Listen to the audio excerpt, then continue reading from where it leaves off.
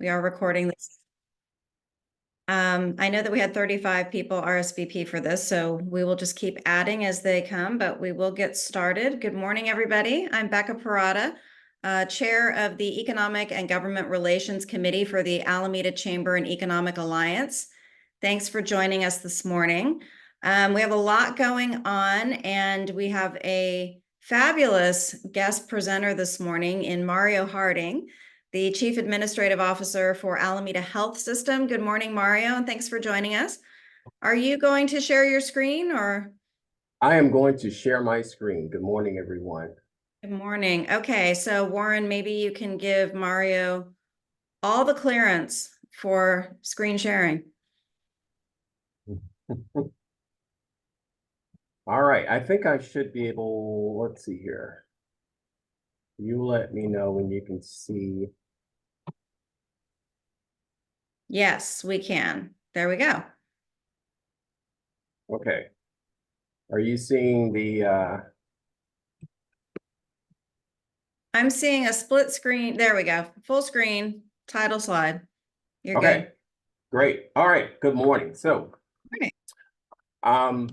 yeah, so I wanted to give you an update on Alameda Hospital. That will be pretty much the focus of my my presentation, and certainly we'll save some time at the end for questions. And I see Alice is on here as well as Debbie, so they can keep me in check.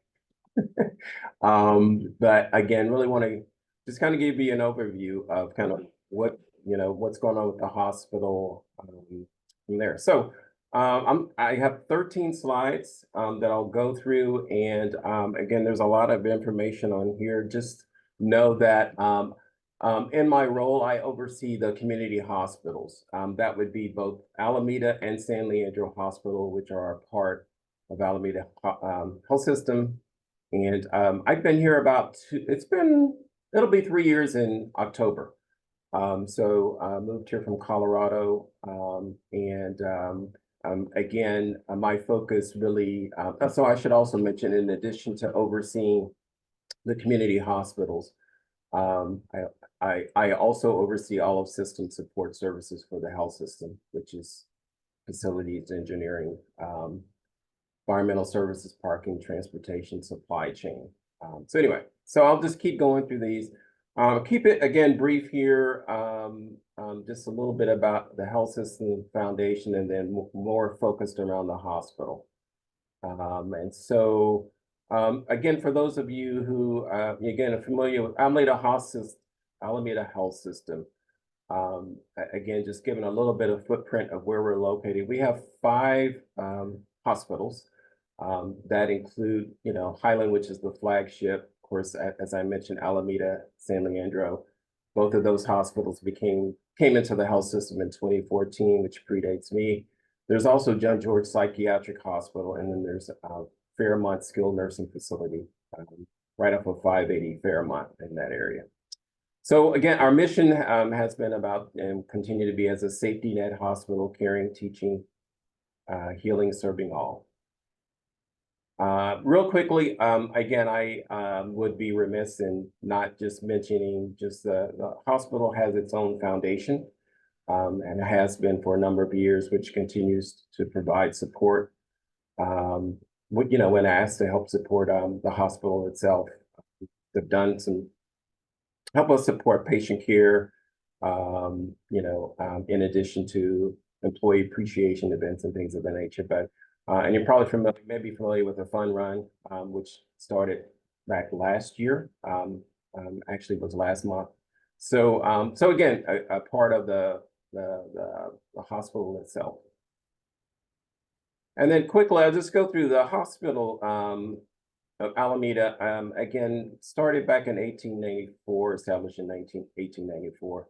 They were licensed for 66 beds. And then again, I noted here, those are acute beds. We certainly have more beds than that when you include subacute care.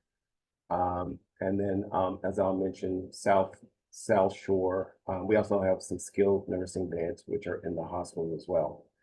I do want to, again, for those of you who may not be aware, we have a separate license. The hospital itself is governed by the Alameda Healthcare District Board of Directors. So, and again, in 2014, the hospital became a part of the health system, and it's operated through a joint powers agreement. So, so Alameda Health System and the district work in partnership.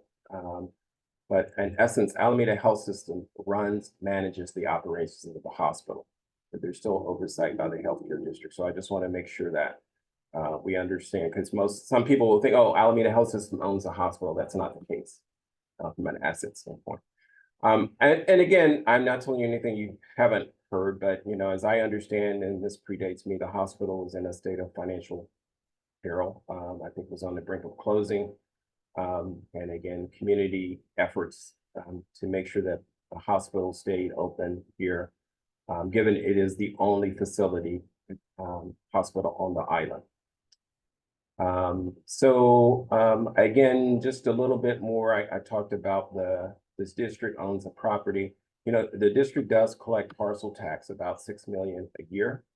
Those do go funnel over to HS to help subsidize any losses, operations from the hospital itself.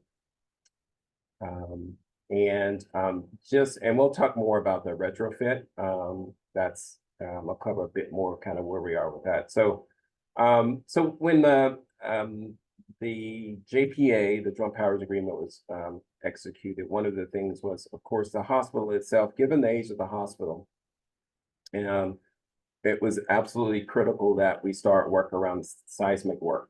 Part of that agreement was that AHS would be responsible for I guess I'd call it the 2020 seismic retrofit work, which was about $25 million. All that was completed in 2021. So what does that entail? We actually pulled the cafeteria out of the building I'm in now, which is it's an administration building. That was a requirement to move it inside of the hospital. So it sits on the first floor, a brand new cafeteria. That was opened in 2021, October when I started here. And then the other part is, at one point there were bridges connecting the hospital to this building that I'm in now, because so one of the requirements from the seismic was that those bridges, the pedestrian bridges, had to be removed. And so those came down through some seismic work. So all that to say, the hospital itself there's different parts of the hospital, but though the hospital itself, again, is under the 2030 seismic compliance requirements. The building that I sit in now, the admin building, which is adjacent to the hospital, is not. So it doesn't fall under the seismic requirements from the state. So at one point, so again, HS is not responsible for, so there's the 2020, but the rest of the seismic retrofit, which is due by 2030, really the responsibility sits with Alameda Healthcare District. When we started looking at, options for retrofitting the hospital, we were looking at numbers anywhere from 60 to 115 million, maybe a bit more than that. We looked at, what it would cost to replace total hospital, right? In today's market, you could go anywhere up to $250 million, honestly, to rebuild a hospital. Or you take what you got and you retrofit it to get it where it needs to be. So over the past year and a half, the Alameda Healthcare District and the Alameda Health System established a joint planning committee, and that committee comprised of both board members, actually from both the HS Board of Trustees and the Healthcare District Board, as well as community members, physicians, to look at, again, where are we going to go in terms of, and how we're going to meet the seismic 2030 deadline. Because as you know, that unless the state extends or a waiver to extend the 2030, hospitals that do not fall or meet the seismic requirements will be required to close.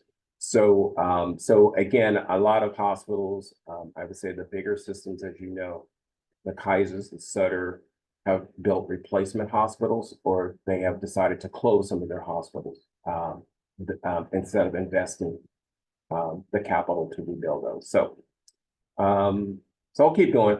So again, quickly, I don't want to make sure I want you to not assume what services the hospital provide, but I just want to share this here from the campus standpoint. So these are services that, you know, most community hospitals provide. I mean, we don't do anything, I would say, very highly specialized.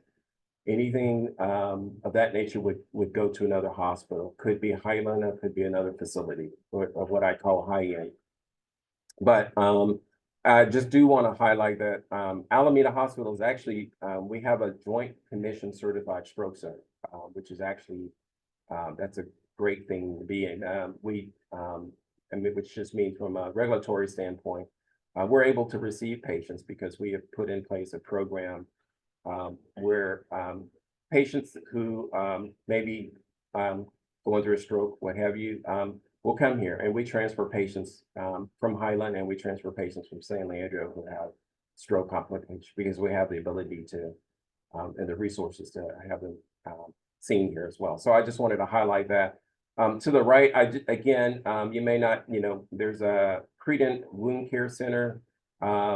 We've got the Marina Wellness Surgical, which is our orthopedics. Those are both in Alameda.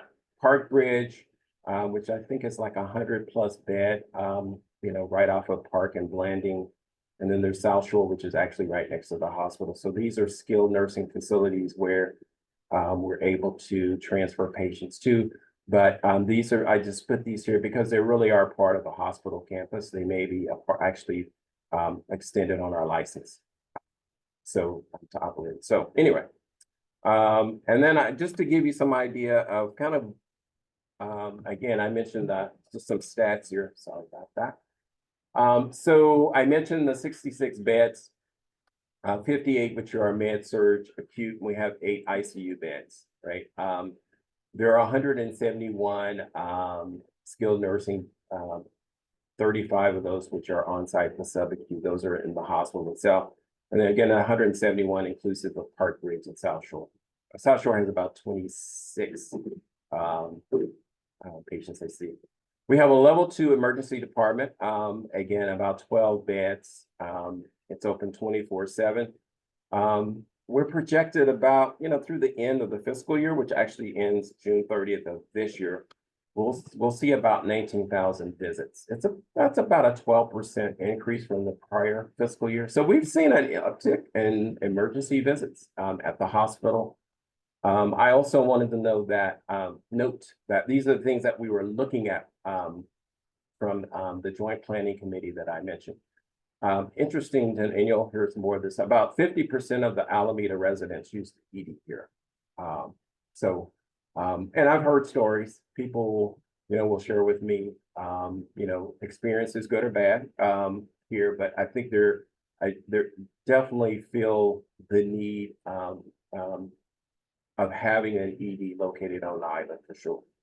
So that has come through loud and clear and given some of the discussions and feedback sharing. People shared some really heartwarming stories about care here. You know, so, but anyway, I just wanted to share that with you. About 595, close to 600 FTEs between the hospital and the post-acute, so Park Bridge. So give you an idea. Payer mix. So Safety Net Hospital. So about 56% of the patients we see have Medicaid. That could be Medicaid, capitated, Medicare.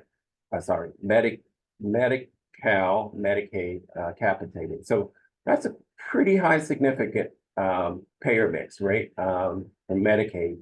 Typically at other, you know, if I were to look at other hospitals like Sutter, Kaiser, some of the other for-profit, that number 50, that probably would be maybe in the 10, 15, 20% range of that high.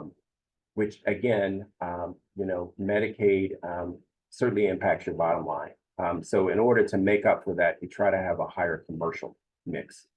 because commercial does pay more. So our payer mix there about 25% Medicare, 8% commercial.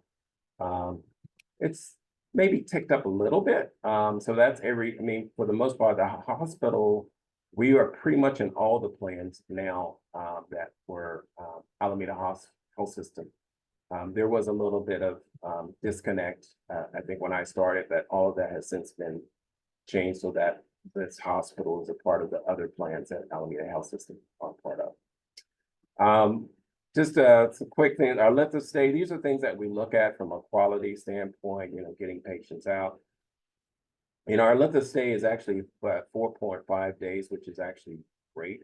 It's a 0.8 decline from where it was last year. This is good. I mean, these are the things you want to, the higher your length of stay, it certainly impacts your ability to, just from a financial standpoint. But again, you can have a patient in the hospital for, 10 or 15 days, but if the payer is only going to pay for 3 days, that's what you're going to get. So, I mean, this is nothing new. This is what all hospitals across the country deal with. So anyway, I just want to share that with you. Our daily census is around 38. I think it's ticking up for sure a little bit more, but that's on average. Again, looking at the acute side of things. Let's see here. Okay, here we go. So again, through this fiscal year, we're projected to see about 26,000 just patients in general. I've discharged about 3,000 patients from the facility. Surgeries, we're projected to about 2,000 surgeries. Most of those are pain procedures and eyes that we do here in the hospital. So again, another important note that we discovered sort of as we were looking at our data, 95% of the elective surgeries at this hospital are from non-Alameda residents. That's compelling, right? So that means only 5% of Alameda residents are coming here for elective surgeries. They're going elsewhere. So that was pretty compelling when we saw the data as it relates to that. Here I just want this. I know this data is a little old, but I mentioned to you we're transferring patients across our hospital, Highland, San Leandro, and 2022, you'll see about 463 transfers came from Highland into Alameda Hospital. So we're feeding the hospital. Again, and it's certainly a way to help decompress Highland. So that's certainly a good thing. And again, I just put a link here to our insurance plans. Real quickly, I'll just go through again some of the things, and I'll tie all of this together when I talk about the seismic compliance on the next page. But I mentioned the new cafeteria opened in October of 2021. The hospital, as most hospitals, many hospitals across the country, are Joint Commission survey. This is like your golden, you want to be certified by Joint Commission regulatory. So we had our last survey in 2022. So we're in the window right now because they opened it up like 18 months prior to for our next triennial survey. So where they come in and look at everything. Policies, procedures, patient care, the physical plan of the building, every life safety, everything you can imagine to give us and because if you fail Joint Commission, this impacts your funding from Medicaid, Medicare. So very important. And again, I mentioned our stroke center, which was certified in April of 2022. Again, this is the only hospital on the island. We'll talk a bit more about the HVAC infrastructure assessment. So we did an assessment in April of last year, our facilities team. As I don't, if you haven't been to the hospital in a while, I invite you to come to the hospital. Not, again, hopefully, you want to, it's here, certainly part of the community. But the hospital's been here a long time. And with that comes what I would call, it's, they're outdated, things that have to be updated, right? the physical plant with HVAC, the heating, ventilation, AC for the facility completely needs to be replaced. It has to be done.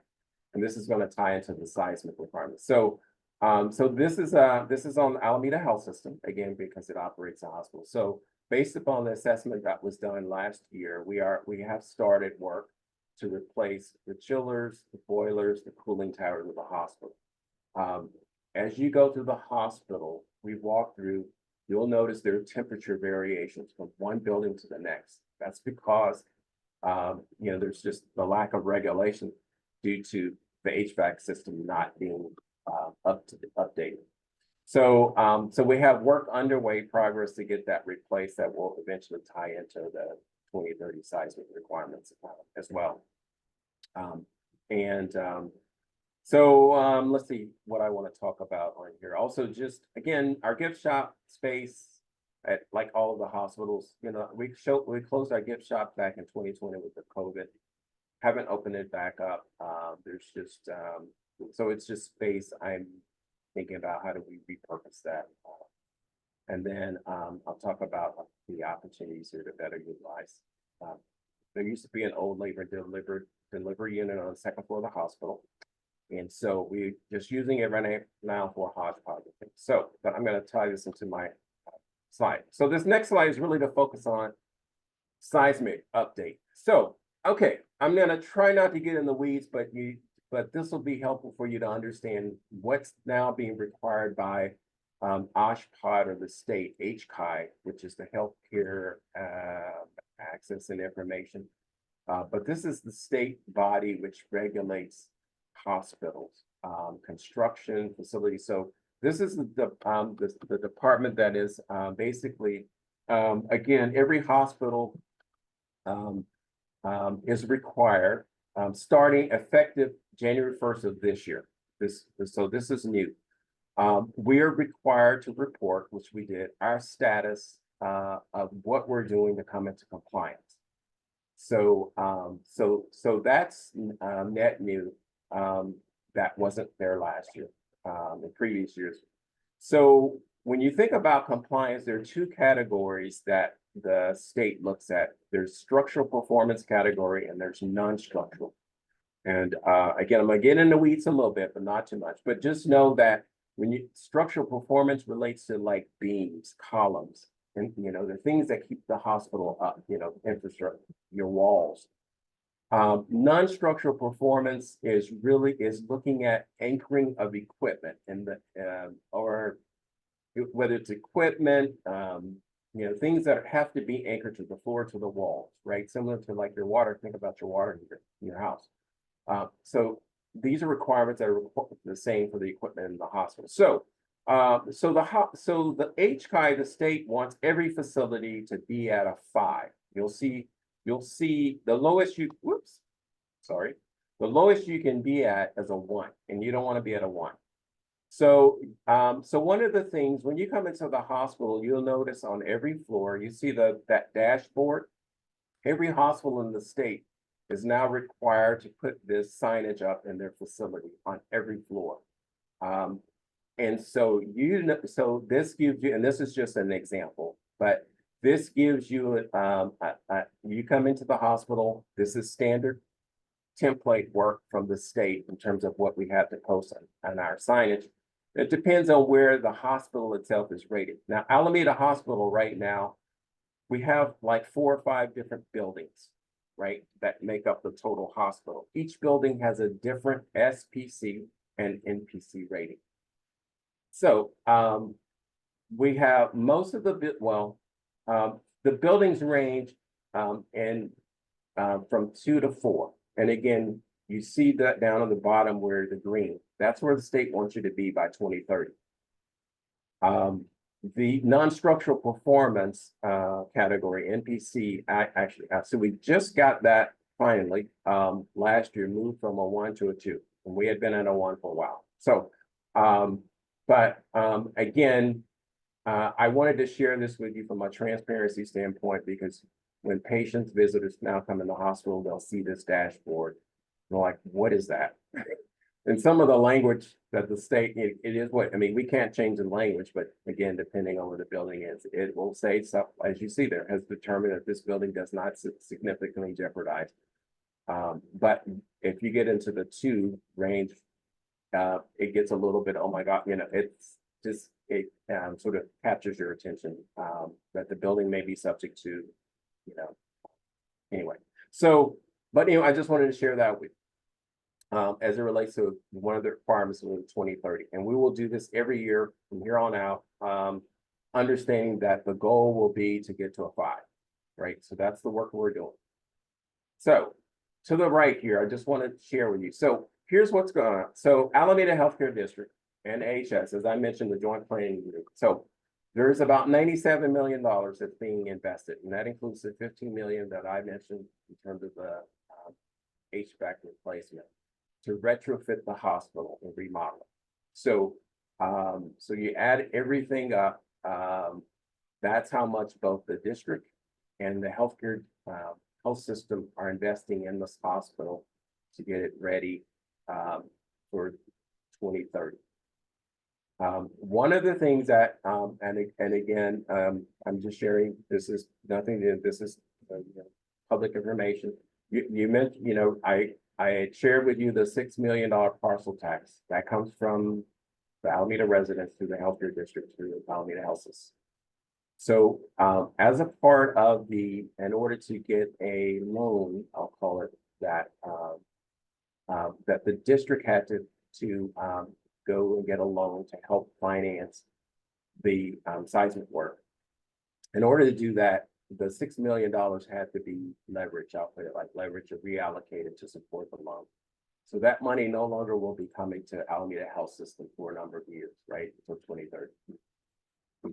So, so I share that so that, the $6 million were coming in to help subsidize and support this hospital. Now, the hospital, again, I'm not sharing anything that you may or may not know, but the hospital, has been operating in a loss for years. And the $6 million would help to subsidize that loss. So as I guess I'll call it as a one of the asks from the Alameda Health System Board of Trustees, in lieu of leveraging the $6 million, they asked was how do we stem the loss? What do we need to do to look at internally, whether programmatic, things of that nature, to help offset the loss from the hospital and the $6 million that we're no longer going to receive for a while. So one of the things that's on the table is to look at relocating all of the elective surgeries. And again, I mentioned elective surgeries, about 95% of that, those are non-Alameda residents. Relocating those to our other hospitals to help at least get us to a place where we're breaking even. And again, we were looking at as we started to do a deeper dive into the surgeries here, we found out that we were actually losing money on surgery. And so again, want to make it clear, we're not closing surgeries. We're looking to relocate those to our other facilities. And again, this will help break even as best as we can the losses that are happening in the hospital. The other part of this retrofit involves some remodeling. So again, our Park Bridge, South Shore facilities, even Fairmont, they stay busy with skilled nursing patients. And again, maybe that's just the demographics of Alameda a bit, but those facilities stay busy with patients. And so, so part of the retrofit remodeling will be to add 18 beds. On the second floor that I mentioned was the old labor and delivery unit. So we're going to take part of this funding and add 18 sort of midi-skilled nursing beds on the second floor. So that is in essence the state of where the hospital is as it relates to seismic funding, programmatic changes that are happening at the hospital. And again, just to underscore the partnership that the hospital plays as it relates to supporting the health system itself. And again, with the transfer of patients, um, um, from Highland and from other hospitals. I believe that's my last slide. And then I always just like, I found these wonderful historic pictures. And the picture in the top left, I think that's top upper left corner, that's the old hospital. That's actually that's the administration building where I actually am now. And then the lady here in the center is oh gosh, it's Creedon. I'm trying to remember, it's Creedon. But that's the wound center is named after. So anyway, these are historic pictures that, again, sometimes, it's always good to reflect on the history of the hospital itself, where it's come to quite a bit. There is more to come in the future for sure. But again, I think, from the health system standpoint, we want to continue to look and assess what the community, what Alameda needs. But there's also a reality that, understanding that a lot of people getting their care outside of this hospital, out in Alameda. They're coming from the ED, but a lot of the other care does go outside of the hospital. So that is my last slide. And again, I will open it up to questions. I guess I'll turn it back over to Becca, how she wants to. Yeah, that would be great. Thank you, Mario. I love these historic pictures. These are fantastic. I think both of my parents were born at this hospital, actually. Thank you. Really good information. I will open it up to questions. I have a couple myself, but I see Bill Withrow has his hand up, so we'll start with Bill. Thank you very much, Mario. Appreciate the Sure. in-depth presentation. And where do we stand from the standpoint of the negotiations, discussions with the Veterans Affairs Committee in respect to putting in a huge central medical facility on the Alameda Point? There was discussion a few years ago about part of it would be that we could get federal money for the 2030 seismic corrections. But where do we stand for those negotiations?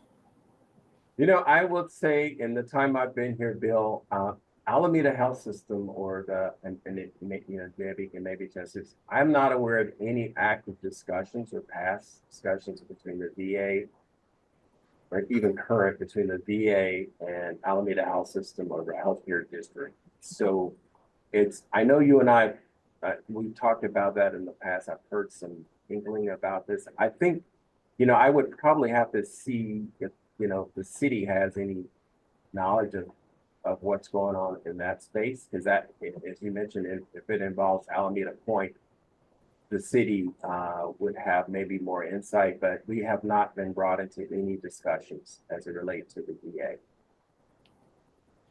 Well, the last time I testified or whatever with the Veterans Affairs Committee nationally, they viewed the Alameda Hospital as the in-house part of it. That's the reason they're not putting an in quote hospital out on the base. They're putting in a medical care facility. But I think it might be worthwhile. It's also my understanding the money has been committed, and there's a holdup because of acid or something like that in the ground that they need to neutralize before they stick more people in there. But Yeah, I haven't heard any, I haven't heard anything even, as I think about conversations around, I don't know if I specific, like the Alameda County Board of Supervisor Tam. I mean, I haven't heard any updates or anything that's sort of captured our attention, say, okay, we need to start focusing on that. It's been quiet, honestly. I mean, I haven't heard, but so I don't know if there's anyone else out in the community have heard anything else, but I just know, from my standpoint, we have not been we have not been approached or engaged in any discussions with the VA regarding that project. The Okay. city has had some discussions with the VA about that site. I don't have the specifics, but I think if you would like to chat with someone, Abby Thorne Lyman would be the person to speak with in the Base Reuse and Economic Development Department. Thanks, Lois. Thanks, Bill and Mario. Any other questions? So I did have one, Mario. Well, two actually. One is, so on the 2030 seismic, it looks like that's not going to go back to taxpayers. It sounds like it's going to come from the existing parcel tax that we already pay. So there would be like no new increase or anything like that. That's correct. So there's no nothing going into sort of like a ballot measure back to the residents. Essentially, the healthcare district with some financing guru, I'll put it like that, we're able to say, hey, let's secure a loan that to cover the seismic retrofits that required by 2030. But in doing so, you know, the parcel tax needed to be used to help shore up that loan. If that makes sense. So no ask from the Alameda residents at this time or expected. But yeah, we'll be kicking that off sometime. I think it's going to be probably late summer, early fall. Okay. But Debbie can, oh, there's Debbie. Debbie can chime in. Go ahead, Debbie. Hi, thanks, Mario. Nice presentation. Just to back up a little bit, the district, as Mario alluded to, is responsible now for owning the real property of the hospital and collecting the parcel tax. And AHS is responsible for operations of the facility. And I can't comment on the status of the VA clinic, as Bill Withrow asked. The district would not have had any direct conversations with the VA since we no longer operate the operations. But I think it's important for the community to understand that the financing that the district is undertaking to meet those 2030 standards actually is about 55 million. And we are doing that through certificates of participation. So like a bond, like a tax exempt bond financing. And it was allowed in the original 2002 parcel tax statute that was put together because that envisioned being able to use the parcel tax not only to support hospital operations, but to support capital improvements. So whoever put that statute together was very thoughtful in terms of seeing what the future requirements for the facility would be.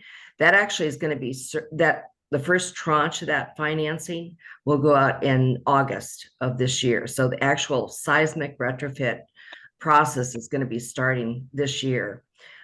It does not have any impact on the taxpayers, and it doesn't require a vote of the taxpayers because of the original intent of that statute, including retrofit and renovation of the hospital.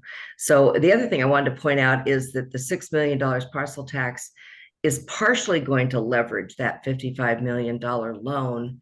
But some of it will continue to go back to AHS to support the services in or the operation of the hospital. And our best estimate of that right now is about 2.5 million continuing to go back to AHS to support hospital operations. And I just want to close by saying this is a very unique and creative financing approach to seismic that I think is a credit to both AHS and the district, because there's probably about 50 hospitals in California right now that face the same 2030 standards requirements, and they have no idea of how they're going to pay for them. And they face the real possibility of closure by 2030 as an acute care hospital. Many of those hospitals are in remote rural areas, critical access hospitals, they're called in the state of California, and people will be left without any healthcare, acute care provider, or are threatened with that by 2030. So I think this ability to use the parcel tax as the support and the security for the loan, I think is a creative solution that we've come upon. Yeah, sounds like it. Thank you. Okay, well, that answered my second question too as well. So thanks, Debbie. Thanks, Mario. Any other questions for our presenters, our guests now? Okay, well, thank you all for being here. This is good information. It sounds like we'd like to have you back maybe later in the summer, early fall, get an update on how things are going. Appreciate it. Yeah. Okay. Good. So Madeline Sadek is unavailable this morning. So Warren is going to be dropping into the chat, as you already see, some of our upcoming events.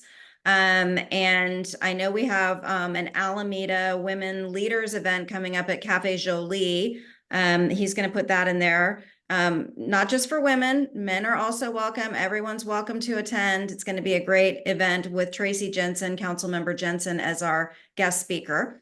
And so I'm going to turn it over now to Lois Butler to give an update from the city. Thanks, Lois. Hi, thank you. I have a short update.